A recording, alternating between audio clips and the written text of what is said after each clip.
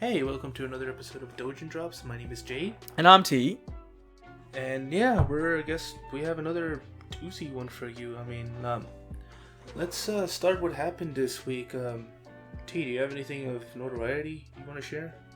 Or anything that happened this week? Because this week was pretty big. I mean, we had E3, and we had a couple of interviews from, up and coming movies. I mean, I know Loki just dropped too sometime last week.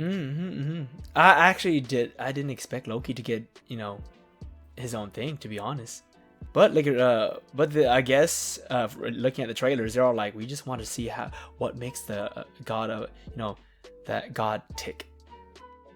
Well, I know when I saw that first trailer, I thought it was pretty banger. I'm like, I gotta see this day one. But unfortunately, I started working and I couldn't even get around to watching the first episode of the Loki thingy. Yeah, it was a Loki TV show. Now, do you think it's gonna be as prominent or as popular as the WandaVision? What do you think? I think it'll actually surpass it. I can't really comment too much about WandaVision because I also haven't seen it. Didn't really attract my attention. I did hear from people that have actually seen it that it just ended pretty, it didn't end pretty well. And I mean, I feel like that indication to me is telling me that WandaVision, I guess they set the bar so low that, hey, Loki, it's gonna be hard for them to fuck up. Well, the thing is, I liked WandaVision because it took place in, a lot of separate time, eras. I guess it gets to eras, okay? Oh, you actually watched WandaVision? With my brother a little bit. I saw snippets of it every now and then. But I was like, well, but the thing is, it actually looked really good. And I actually want to get back into it and we'll just finish the entire series, but paying more attention to it. Because I didn't have Disney Plus. That's why I had to watch. My brother watched it. But what I also liked is that, here's the thing. See, I'm a wristwatch guy. I like wristwatches. The thing is, all the wristwatches they wore in the show were time period correct. Or for the most part, which I'm all like, that's pretty fucking nice. That's actually pretty nice. And the thing is, not a lot of it's a subtle, very subtle thing in movies and TV shows, but it shows how much detail the directors or the writers of the show put into the show. Because for instance, one movie that was pretty nice but kind of fucked up on it was I think it was Once Upon a Time in Hollywood, right? Where Brad Pitt had that weird bunt strap watch on him, right? The thing is that watch he had, I guess, came out a little bit later than than that movie appeared in. You get me? Oh, so you actually noticed that? I actually wasn't even aware about. Let's see. I didn't look. See, I saw his watch, and people were wearing that type of watch, right? Kind of back in the day, because late 60s, early 70s kind of thing, right? But the thing is, a lot of watch people that were watching it, they were like, huh. Wait a minute. So because they would look it up and be like, what kind of watch is that person wearing, right? And they're like, haha, look at that. And it was. They were like, this isn't time period correct. It's kind of off by a few years, but they still made it work. But it's kind of one of those tidbits that you're like, huh. Well, for me, I was just when I was watching Once Upon a Time in Hollywood, I think the only thing I was thinking in my mind was, man, I think out of all the Quentin Tarantino movies I've seen, I think that one was one of the bad ones. It was kind of very dialogue heavy. Not as dialogue heavy as The Hateful Eight, which I actually enjoyed that movie a lot. I just guess the setting, everything about it was boring. Just to me. And I was like, man, I guess this is the Quentin Tarantino movie that I just don't like. Oh, dude. Well, how about this, Jay? Here's another wristwatch trivia. So, did you watch The Wolf of Wall Street? Yeah? Oh, yes, I did. That was actually a pretty good movie. Which, fun fact, I believe it was actually funded by a guy that scammed an entire country. Really? Yeah, it was funded by a guy that managed a sovereign wealth fund called 1MDB in, I believe, was Indonesia. Mm-hmm. And he pretty much embezzled a lot of money from that fund, and he actually used it to fund Wolf of Wall Street. But here's the little trivia thing that you might find pretty interesting, or the viewers too. So, whenever you look at Leonardo DiCaprio, right, is one of the leads of the movie, right? So, the thing is, when you look at his watch, okay, one of his watch he wears is you look at it from far away, you're thinking, holy shit, it kind of almost looks like a Rolex Submariner, right? It's like one of the like a Rolex watch, and you would think because whenever you think of stockbrokers, right, back in the day, or just rich people in general, right, you think of they'll be wearing like some gaudy Rolexes, right? However, I read an article that was not a Rolex. It was a Tag Heuer watch. Like an early like the racing brand. It used to be a racing brand. Yeah. So it was a Heuer or Tag Heuer. I'm not too sure. Maybe it was a Heuer. But all I know is that like people say that think that, hey, why did you wear a Tag Heuer watch? Why didn't you wear a Rolex? Because Rolex would fit that. It would fit that. The character that you would be playing. However, some people said that because Leonardo DiCaprio had some type of deal with Tag Heuer, he couldn't really wear like Rolex like that. So I guess they kind of like had to get a Heuer. He had a sponsorship deal. Kinda, yeah. So that's what he had. So he had to wear that instead, which I'm all like, oh, I didn't know that. You get me? Because sometimes sponsorship deals ruin movies. I don't know if you noticed. Well, I heard this from my brother actually. So in the new Space Jam movie, there's actually like a bunch of athletes that everybody kind of wanted to see, because in the first Space Jam movie they had like a bunch of other athletes in the background. Yeah, I think it was the ones that the Monstars took their powers from, and everybody was like, "Oh man, I hope we have like Steph Curry that comes out, like Stephen Curry or somebody like." Harden? I mean, you're not rolling off your tongue here, dog. Yeah. I'm sorry. I'm not really into basketball, so it's just it's hard to roll off the tongue. Somebody like, well, what I'm trying to say is, some of those athletes couldn't make it into the movie because I believe only athletes that are sponsored by Nike. Oh, okay. And some of the other athletes were like Pumas and Adidas. Yeah. But, and another disclaimer, it wasn't Indonesia, the sovereign wealth fund that I mentioned. No, it wasn't that. It was Malaysia. I had to double check. So tell me this, Jay. Now, E3, how did you feel about that? Man, I gotta say it was kind of disappointing. There wasn't that much interesting, like, noteworthy things for me other than, Rune Factory 5, which... fucking love that game. Yeah, we're busting a nut over here for that.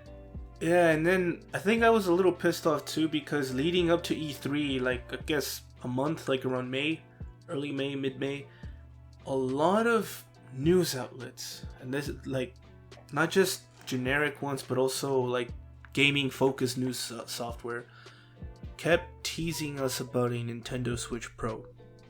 And they kept promising up and down it was coming. Did you get that? They were even like speculating what specs it was gonna have, how it was gonna look, and oh look, this is the registered trademark for it, and it's gonna happen. And E3 finally showed up. I saw the whole Nintendo, the Nintendo tree houses and all their videos on YouTube, and it didn't happen, and I was pissed. And they're like, "Gotcha, bitch," and you're like, "No, why?" I mean, I know this type of stuff happens a lot, but it takes. I feel like it takes special circumstances to convince not just gaming-focused news outlets, but traditional news media, like, let's say like the Washington Post, the International Business Times. Mm-hmm. Yeah, it just fooled them. Bloomberg. So we were all mentioning these this and Nintendo it never Switch came. Pro, and then when it didn't happen, I got kind of mad. Which makes me wonder, where did they get their sources from? Maybe it was a rumor. Maybe someone leaked it. But because the thing is, like, there's a lot of leaks on Nintendo. But the thing is, Nintendo likes to likes to shut down leaks pretty quick, or they will actually retaliate if there are leaks. Nintendo is like that. Oh yeah, I mean, they're like the Disney of video games, but they're not as evil, in my opinion. You know what's evil though? Whoever designed the dragons in Rune Factory 5 is evil. How did it switch from ruthless Ventusville ruthless looking dragons and like detailed dragons to like these little baby plushy looking dragons? What is that? Who did this? Who goo goo gaga to my dragons? No, really, you saw that, right? That was actually another low point when they finally presented Rune Factory 5. They presented these goo goo ass dragons, and I was like, who thought this was a good idea? I was thinking they were gonna look amazing, because if they looked amazing on the 3DS, they were gonna look even better on the Switch, but they made them worse. How do you feel about the graphics though, Rune Factory 5? I looked at the trailer beforehand, then I looked at it even more. I looked at more releases from was it Xseed? I think it was or is it Marvelous that's releasing it? All I know is that Marvelous. Yeah, all I know is that like the graphics. Now graphics doesn't always make the game, right? However, I would have expected something a little bit more. Thinking how they're on the Switch now, it has more. Well, their hardware capacity is better. That's actually a lot of things people on the Rune Factory subreddit were complaining. They were grabbing screenshots from the trailer and then from screenshots from previous games, and you can obviously tell there's a lot less detail in this new one, which for me is very concerning. I feel like they might not have put they're all into it on it. Yeah. But if you think about it, I feel like, I'm actually kind of scared for the series, because I'm scared that if it fails, if it flops, if Rune Factory 5 flops, they're never gonna make another one again. I know, because dude, to be honest, I actually like Rune Factory more than the Harvest Moon. Well, not Harvest Moon no more, because they changed it to Story of Seasons. But I don't like Story of Seasons as much, because all there is farming, right? There is no combat. There is no like anything like that. There is no RPG system as much. And then there's also no voices. Can you believe that? Like, not even half voiced. That's what I like about Rune Factory. At least Rune Factory is voiced, or at least half voiced, which I like. I don't want. I mean, I just like that it's just pretty much a better version of Stardew Valley.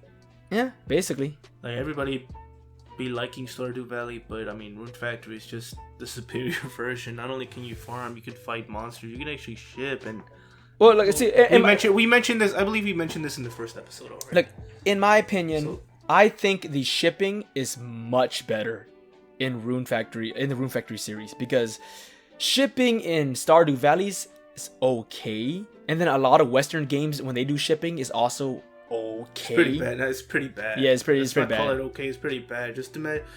I think the most recent one I played, not really recent one, but the one that comes off the tongue, Fallout 4. That one had really bad shipping.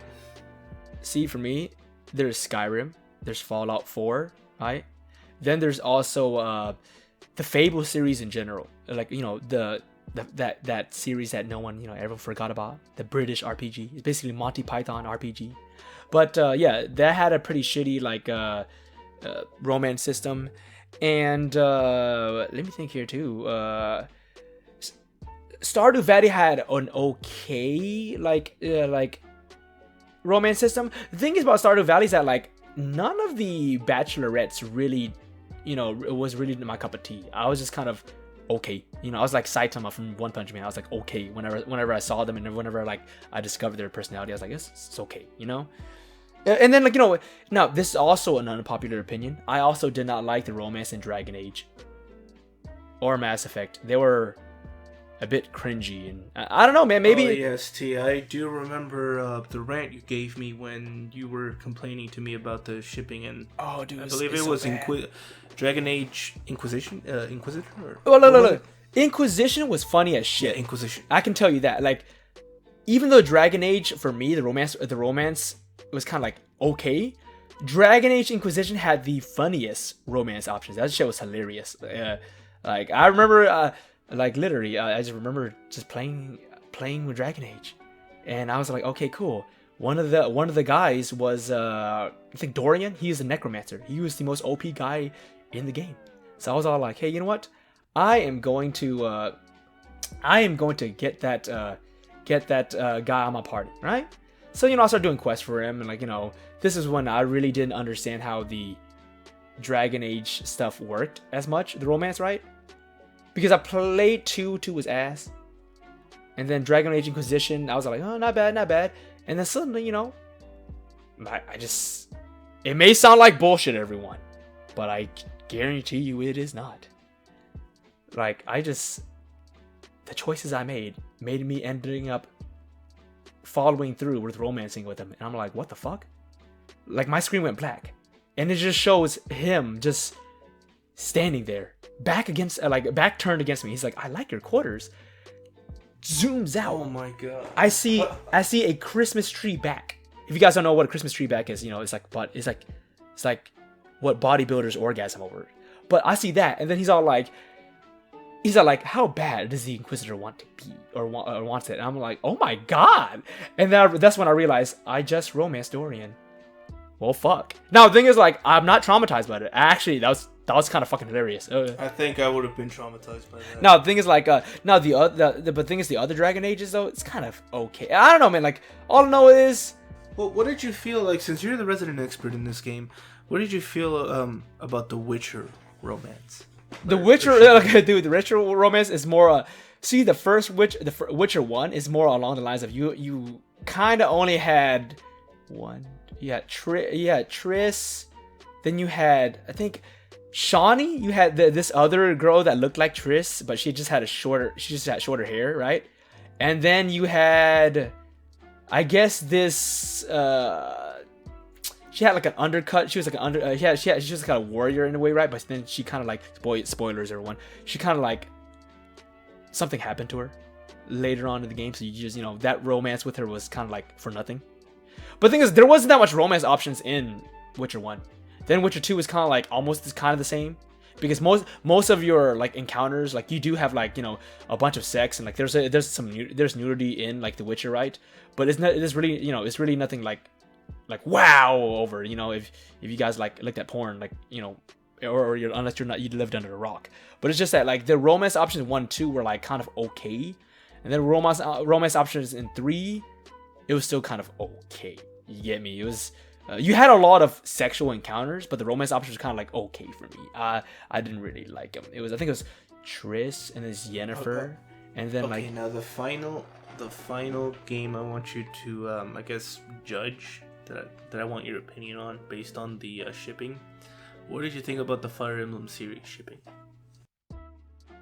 Well, in my opinion, I thought it was on scale. Look, I feel like it's similar to the Bethesda game shipping, but I feel like it's better. Look, I feel like it is better than Bethesda shipping, of course. But let's be honest here. Eastern games from the East, when it comes to romance, they usually tend to be they have more bread when it comes to romance. Yeah, it's because games here in the West don't really put that much emphasis on that. But I mean, I don't know, man. Dragon Age,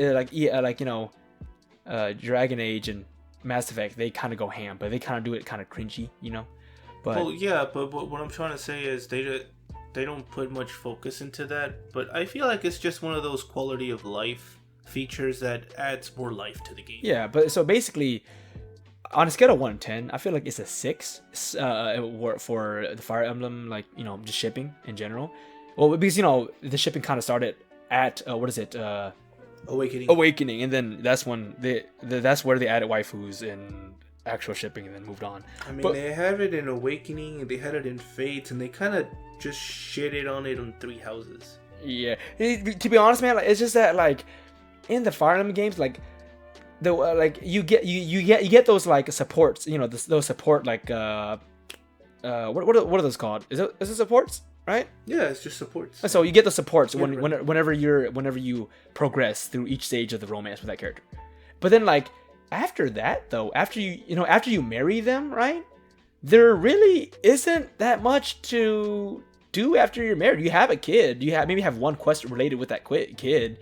And then you maybe can hang out with your wife at your house, but that's about it. There's really nothing else to do after you get married. And I'm like, okay, Well, what I like is that you can not only just ship yourself, you can ship your other like party members, which I really liked. They kind of took that feature away in Three Houses for some reason. I'm not too sure why. It just made the game a lot. We're like just Three Houses. Just for me, from the Fire Emblem games that I've played, for me, I just feel like Three Houses is probably one of the worst. Wait, so you're the only one that can ship with anyone? Yeah, you're the only one. Wow. And then they have some characters whose support level you can only get them up to B because I guess they just don't like each other. Some go all the way to A, but it stops at A.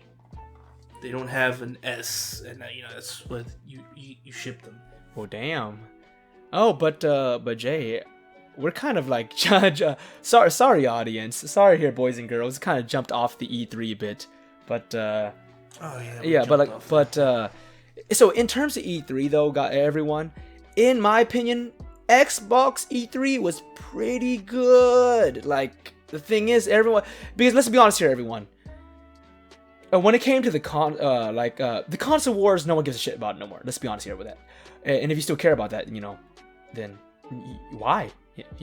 Why?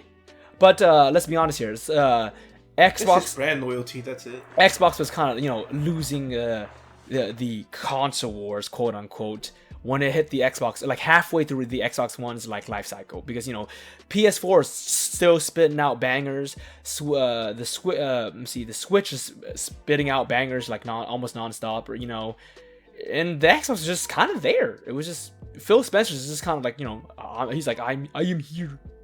Ooh. He's kind of just that. Well, I mean, I feel like going by that, whatever they showed at E3, I just feel like there's gonna be more in the future because they did acquire Bethesda. Yeah, no, but no, that's not just Bethesda. It was they acquired their parent company ZeniMax, so they not only acquired Bethesda, they acquired some other.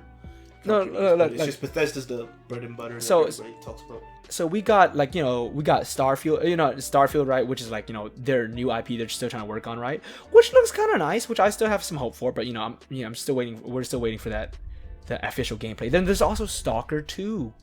Not sure if you know about that, Jay. Stalker. Yeah, we're all pretty excited for that. Where all those Soviet memes come from. But the thing is, Stalker 1 is can run on a potato, so anyone can play to Stalker 1, right? But Stalker 2, you know what Stalker 2 looks like to me? Stalker 2 looks like Escape from Tarkov, but I guess much more. What's the word I'm looking for? Yeah, no, my bad. No, I'm dumb. Forget about that. Just hit me with a dumb hammer. It's just that Stalker 2, reminds me of Escape from Tarkov. So if you're into that vibe, then yeah, you have that. And they actually showed gameplay about Stalker 2 also. Oh, I'm gonna have to check that out because for me the main keynote for me on the Xbox E3 was how much they improved Halo Infinite. Yes. I am kind of sad that I feel like they nerfed Cortana. What do you mean? But as in body-wise, or just plot-wise? Well, I guess just everything, because plot-wise, this new Cortana is technically a copy of the original. Oh. Because if anybody knows what happens at the end of Halo 5 Guardians, it was a terrible, terrible Halo game, by the way. They just boxed. Yeah, we all pretty much know at this point Cortana became the villain and started an AI uprising. But now she's back, but it's her copy, and it's, she's a good version of Cortana. Yeah. But, there's also another game. It's called Replaced. It has this kind of cyberpunkish, Katana Zero vibe. Katana Zero, everyone is it's I want to say roguelike. It's almost like a roguelike in a way. But Katana Zero is basically a cyberpunk almost themed world where you go around, you're assassinating everyone as a Ronin, almost. And you can die one hit, and if you die, you just rewind the level and keep on going through. And it has a very nice story. So it's a game called Replaced. It has almost like cyberpunk mixed with hard-boiled detective vibes to it. You know, then there's a lot more. There's a lot more indie games too. There's also another game that looks like Octopath Traveler. You know, there's that, and then there's also another. I guess like, is it Civilization or Age of Empires? Which one is it? Age of Empires. Yeah, they have another. Yeah, they have another Age of Empires. I'm actually pretty excited for that, man. Age of Empires is actually one of the first PC games I played when I was a kid. Oh, also, Jay, you might like this too. Do you know the Forza Horizon games? You know how this Forza game, Forza is like that racing IP that's mainly on the Xbox. Then they have Forza Horizon, which is basically more off road or like more out there, right? Or have more freedom. Of course. So it's one of the few exclusive Xbox managed to keep like IPs. So Forza, the new Forza Horizon, the setting is in Mexico.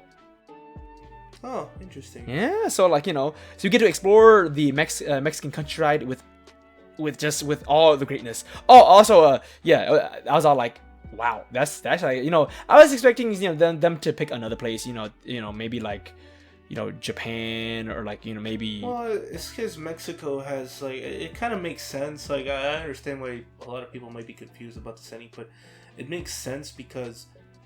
Well, it really just depends what part of Mexico. I guess, I don't know if it's the whole country or not, but Mexico actually has a really big car scene, especially in the state of Baja California, because that's where the Baja Rally, goes in. It's like the most famous rally race in the world, like the Baja.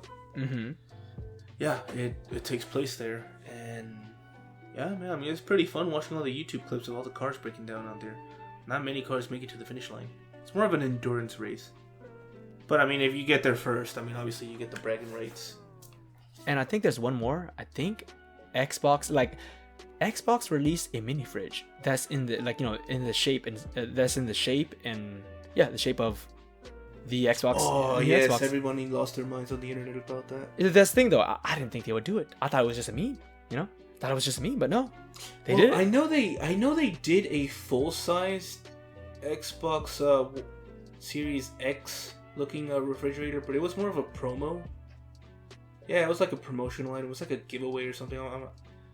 I actually can't remember if it was a giveaway or like a raffle or something. But yeah, it was like a full-sized fridge, and they brought it to you on a crate. But I'm surprised they actually went ahead and just did the mini fridge. It's pretty funny. Yeah, good marketing. Now, there's one more thing we had to discuss, everyone. It's just that everyone knows that Coco is going to be graduating, in a couple weeks. But now, another VTuber, Haachama, she's going on indefinite hiatus now. That announcement actually took me by surprise. Now, because I wasn't really expecting another VTuber to take a leave of absence. Obviously, she might come back because. Yeah, she said she might come back. Eventually she's gonna have to come back. But I feel like the timing could not have been worse. Worse. Yeah, and the thing is, when she said she's going on indefinite hiatus, when people from Japan say that, that's either two things that may happen: they're never coming back, right? Or they are gonna come back, but they don't specify a time. Because indefinite hiatus is that really gray area where you're like, I don't like where this is going, And Haachama. Yeah, and I don't like that either. I feel like it's just gonna feel more speculation. Yeah, than anything. Coco's graduating, and then Haachama, aka Akai Hato, is going on an indefinite hiatus. That just looks bad because they were the ones that got punished over that incident we mentioned in the other video. See, yeah, everything that's speculation is, but maybe Haachama is trying to console Coco, off screen, maybe, But the thing is just that Haachama didn't really give us we're not gonna get too much into it. Yeah. It's just I just find it suspicious, Yeah, and Haachama didn't really give us a reason why she's doing this. Let's just hope she comes back. Let's just hope she comes back. But let's just hope let's just stay with Coco. Tell everybody. Let's just stay positive. Yeah, stay positive, and let's just hope that Haachama is not the author of Haruhi Suzumiya, because that man went on hiatus for almost a decade, then just released a new light novel out of nowhere. I don't want that to happen. Imagine that, Jay.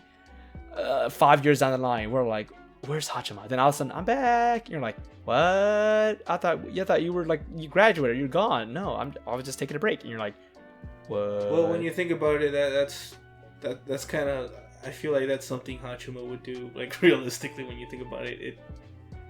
Oh yeah, I'm taking a break. I'm saying it in a funny way, obviously. Yeah, but like, there's that, which is a bit frightening since 2021 really didn't start off as great, and we had our ups and downs, and now this comes out of nowhere, and rusts our jimmies.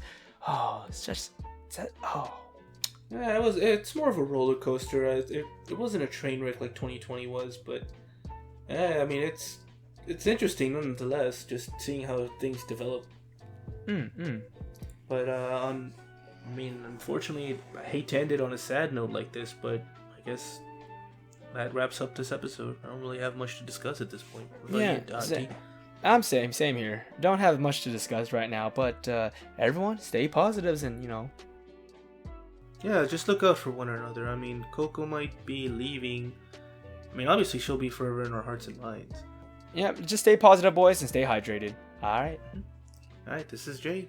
MT. And we'll catch you on the next one.